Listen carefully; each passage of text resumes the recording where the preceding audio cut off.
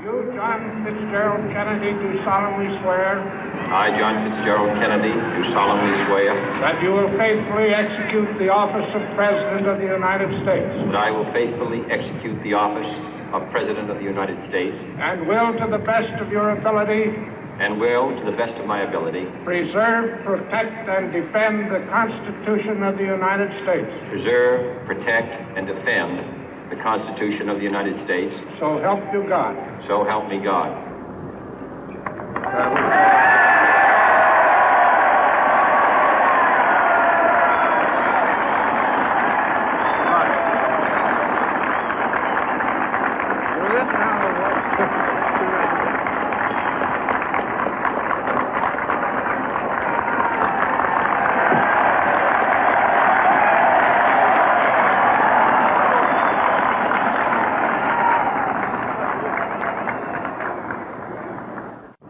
Vice President Johnson, Mr. Speaker, Mr. Chief Justice, President Eisenhower, Vice President Nixon, President Truman, Reverend clergy, fellow citizens.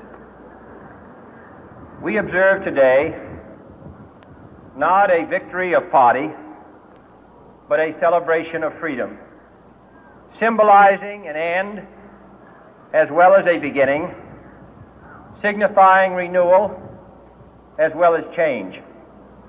For I have sworn before you and Almighty God the same solemn oath our forebears prescribed nearly a century and 3/4 ago. The world is very different now, for man holds in his mortal hands the power to abolish all forms of human poverty and all forms of human life. And yet the same revolutionary beliefs for which our forebears fought are still at issue around the globe. The belief that the rights of man come not from the generosity of the state, but from the hand of God. We dare not forget today that we are the heirs of that first revolution. Let the word go forth from this time and place to friend and foe alike that the torch has been passed to a new generation of Americans born in this century, tempered by war, disciplined by a hard and bitter peace, proud of our ancient heritage, and unwilling to witness or permit the slow undoing of those human rights to which this nation has always been committed and to which we are committed today at home and around the world.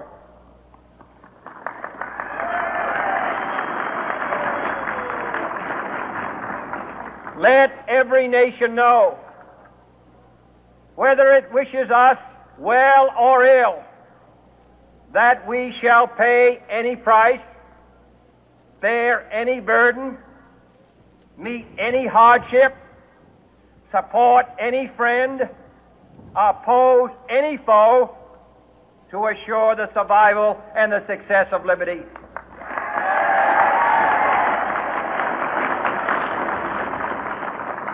This much we pledge and more. To those old allies whose cultural and spiritual origins we share, we pledge the loyalty of faithful friends. United, there is little we cannot do in a host of cooperative ventures. Divided, there is little we can do, for we dare not meet a powerful challenge at odds and split asunder.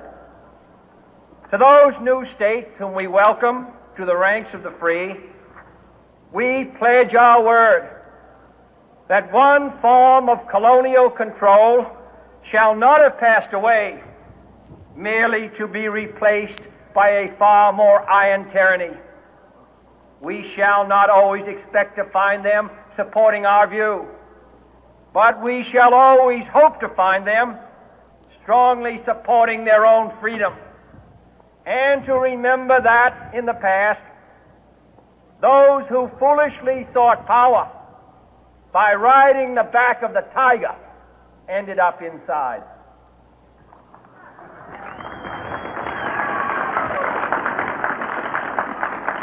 To those people in the huts and villages of half the globe struggling to break the bonds of mass misery, we pledge our best efforts to help them help themselves for whatever period is required, not because the communists may be doing it, not because we seek their votes, but because it is right.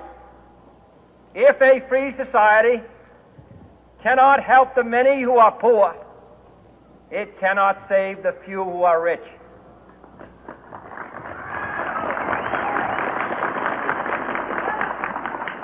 To our sister republics south of our border, we offer a special pledge to convert our good words into good deeds, in a new alliance for progress, to assist free men and free governments in casting off the chains of poverty.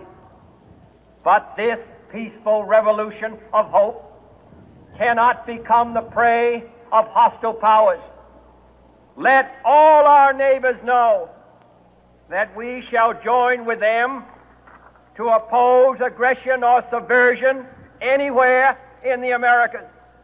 And let every other power know that this hemisphere intends to remain the master of its own house.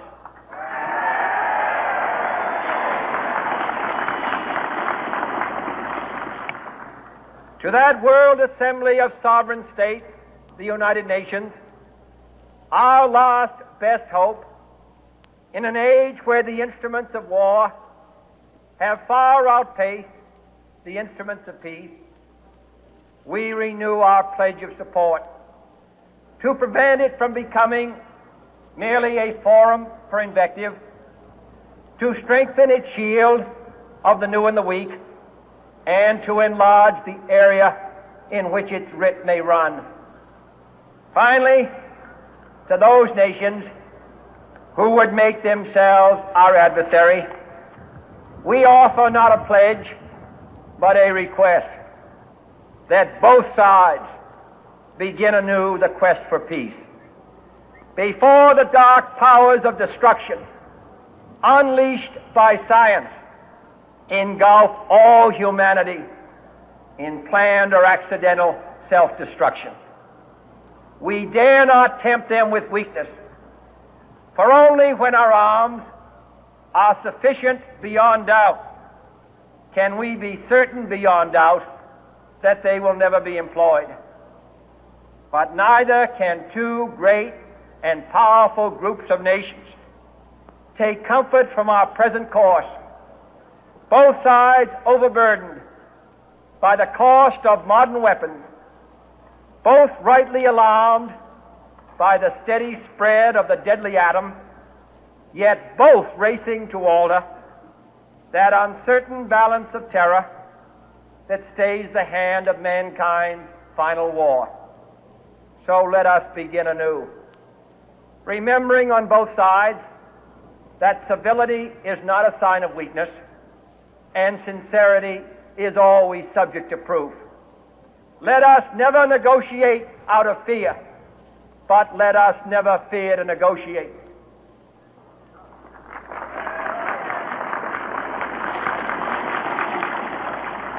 Let both sides explore what problems unite us, instead of belaboring those problems which divide us.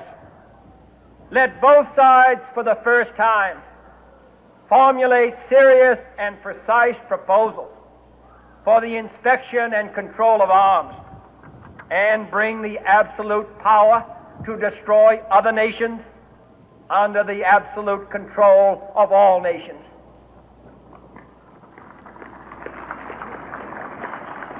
Let both sides seek to invoke the wonders of science instead of its terrors. Together, let us explore the stars, conquer the deserts, eradicate disease, tap the ocean depth, and encourage the arts and commerce. Let both sides unite to heed in all corners of the earth the command of Isaiah to undo the heavy burden and let the oppressed go free. And if a beachhead of cooperation may push back the jungle of suspicion, let both sides join in creating a new endeavor, not a new balance of power, but a new world of law, where the strong are just and the weak secure and the peace preserved. All this will not be finished in the first 100 days, nor will it be finished in the first 1,000 days, nor in the life of this administration, nor even perhaps in our lifetime on this planet. But let us begin.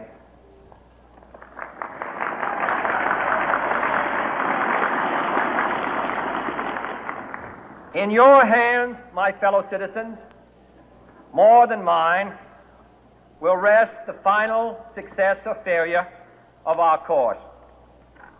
Since this country was founded, each generation of Americans has been summoned to give testimony to its national loyalty. The graves of young Americans who answered the call to service surround the globe. Now the trumpet summons us again, not as a call to bear arms, though arms we need, not as a call to battle, though in battle we are, but a call to bear the burden of a long twilight struggle, year in and year out, rejoicing in hope, patient in tribulation, a struggle against the common enemies of man, tyranny, poverty, disease, and war itself. Can we forge against these enemies a grand and global alliance, north and south, east and west, that can assure a more fruitful life for all mankind? Will you join in that historic effort?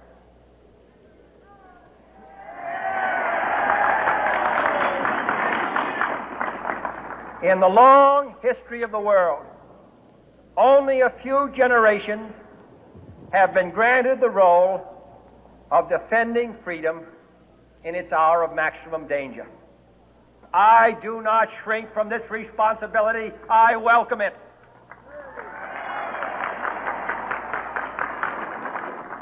I do not believe that any of us would exchange places with any other people or any other generation. The energy, the faith, the devotion which we bring to this endeavor will light our country and all who serve it. And the glow from that fire can truly light the world. And so, my fellow Americans, ask not what your country can do for you, ask what you can do for your country.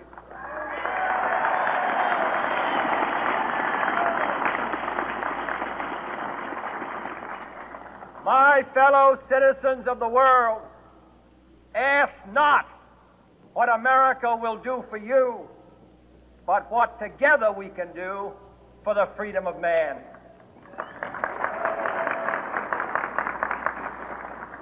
Finally, whether you are citizens of America or citizens of the world, ask of us here the same high standards of strength and sacrifice which we ask of you. With a good conscience, our only sure reward, with history the final judge of our deeds, let us go forth to lead the land we love, asking His blessing and His help, but knowing that here on earth, God's work must truly be our own.